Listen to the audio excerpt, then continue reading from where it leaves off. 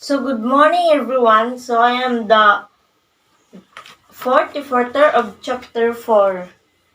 So benefits and pitfalls of mergers and acquisitions. Strategic options in combining resources via mergers and acquisitions have advantage and may result to competitiveness. So combining resources via mergers and acquisition, kapag combine or pag-merging sa duha ka organization or firm. When merging two organization or firm is na-advantage and na-advantage. So, ara lamang basahan ang advantage ug disadvantage kay kanang makataas na kanang visual. So, number 1, advantage, more or better competitive capabilities. And number 2, more attractive lineup of product or services. So, third, wider geographic coverage. So, dako ang iyang lugar nga mga covered. And ika-apat, greater financial resources to invest. The cost-saving opportunities. And the next is filling in resource or technical gaps. And stronger technological skills. So the last one is kanang greater ability to launch next wave product or services.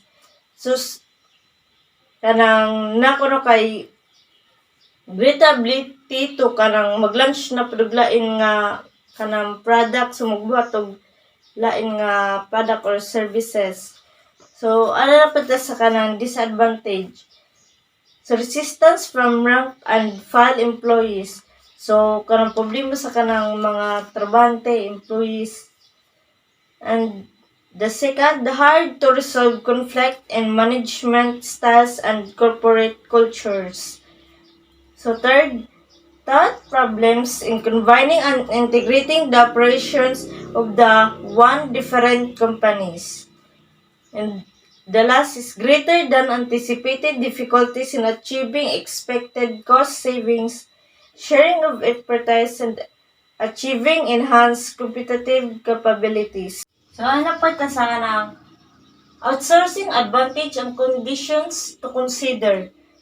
So, unbundling certain tasks within the business allows opting for outsourcing, which in many ways is advantageous, though it has its drawbacks, particularly in terms of ensuring delivery and quality control aspects. So outsourcing refers to the practice of hiring internal individuals or companies to perform specific tasks or services that were traditionally handled in.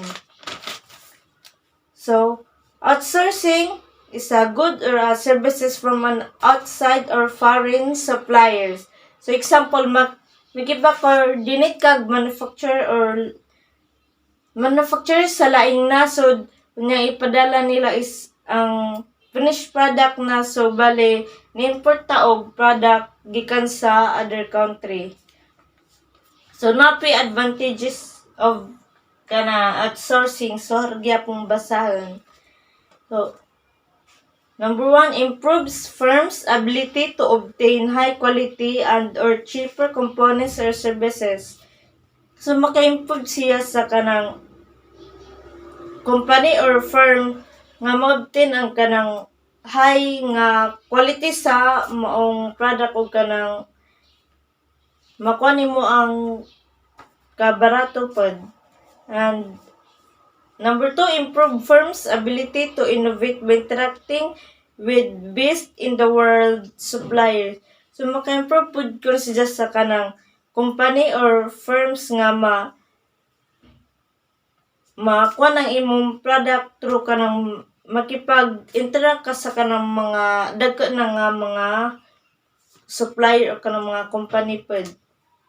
So, ikatulo, enhances firms' flexibility should customer needs and market conditions suddenly shift. So, ika-apat, so increases firms' ability to assemble diverse kinds of expertise speedily and efficiently. And last, allows firm to concentrate its resources on performing those activities internally which it can perform better than outsiders. Tas sa kanang, when does outsourcing make sense? So, outsourcing can make sense in several situations. So, maghatag ko ka ng scenarios. So, lack of in-house expertise. When a company lacks the necessary skills or expertise to perform a specific task or function, outsourcing can be a practical solution. By partnering with external services providers who specialize in that area, businesses can access the required and experience. So, daning nga scenarios, takog tabang ang outsourcing especially kung tag skills or knowledge anang butanga. So, ay ta sa 4.19. Situations favoring joint venture. The motivation that encourages business organization to go into joint venture is premised on the fundamental view that two heads are better than one. So, gi-encourage ang business organization nga makipag-join og laing organization kaysa kanang mag-inusara. So, mas mapadali ang trabaho kung naika-join ka lain sad nga organization. So, maghatag og kanang situation og kanang favoring joint venture. When a domestic organization is forming a joint venture with a foreign company, a joint venture can provide a domestic company with the opportunity for obtaining local management in a foreign country, thereby reducing risks such as exploration and harassment by host country officials. So sa pakig-joint og laing organization is naapoy kanang advantage. So ari na po ito sa 4.20.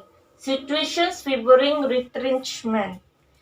So, situation favoring retrenchment, while it is normal and proper for business strategies to let the business grow and expand in whatever manner, there is always a limit to everything, for which reason downsizing is an option. So sa ka-business na yung mga strategy para mo-grow or expand ang sa ka-business, pero dapat careful ta sa itong mga plano sa itong business kay og mapalpak wala yung padol nga kundi mag-downsizing, bankrupt or magsara ang usa ka business. So dapat kay jud ka mo manage og usa ka business ug pati sa imong staff or mga trabahante sa imong business, so dapat masaligan po na imong mga trabahante.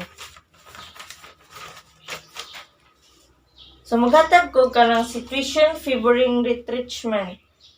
So when an organization has a clearly distinctive competitive competence but has failed to meet its objectives and goals consistently over time. So sa dani nga situation ng organization is nagamit sila og lahi nga pamagi sa pakipagkompetensya but na-failed sila na ma-meet ilang objective and goals sa ka-business. So na may objectives and goals, so og di solve og dali ang mga problema, so downsizing jud ang usa ka organization or firm. So ano ta sa 4.21, situations favoring divestiture. So situation favoring divestiture is it is always desired for large businesses, organizations, or corporate giants to explore avenues for expanding and spreading their investment in other areas or leverage for unprofitable operations elsewhere. So gusto nila ilang business is mudako or mo explore. So in other words, makig-invest sila mga dagkong company or mga businesses. So magatag na pagod ka ng situations for favoring devastator. So when an division needs more resources to be competitive than the company can provide. So in this situation, mao makig-invest sila mga dagkong company, especially kung sila og kanang mga resources. So situations favoring liquidation. So mo ang last. So the idea of liquidation essentially means converting to cash whatever is left out the losing business venture, aimed at controlling or stopping further bleeding of the firms from financial and other resources. So dani nakalista ang unsay nahalin or wala nahalin sa inyong business para makita kung nakaginan siya ba or wala ang sa ka-business. So, magatag na po kong situation sa favoring liquidation. So, when an organization have pursued both a retrenchment strategy and a devastator strategy and neither had been successful. So, nagkuhan ang organization of both retrenchment strategy and a devastator strategy. So, it's not had been kanang mas successful ilahang business. So, that's all.